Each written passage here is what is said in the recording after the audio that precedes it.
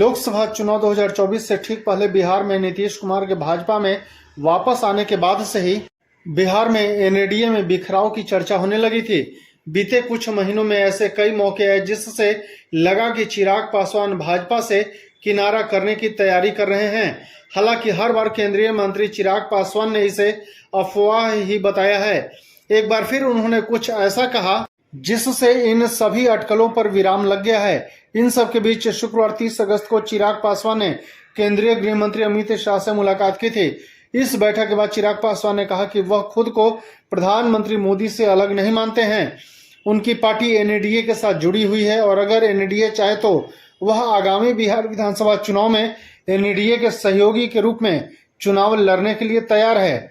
उन्होंने अपने चाचा पशुपति पारस की हाल ही में गृह मंत्री अमित शाह से हुई मुलाकात को हल्के में लेते हुए इसे कोई विशेष महत्व नहीं दिया।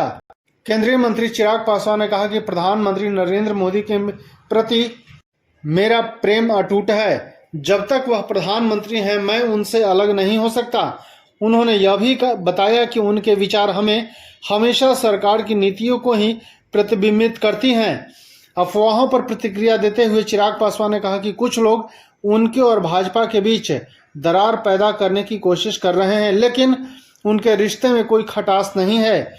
जोर देकर कहा कि उनकी पार्टी का भाजपा के साथ गठबंधन न केवल बिहार में बल्कि राष्ट्रीय स्तर पर मजबूत है।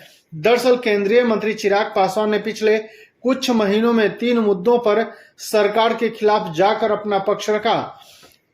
वह इस दौरान सरकार के खिलाफ ही नजर आए। सबसे पहले उन्होंने कोटे में कोटा को लेकर सुप्रीम कोर्ट के आदेश का विरोध किया। इसके बाद लेटरल एंट्री के जरिए यूपीएससी की भर्ती का विरोध किया।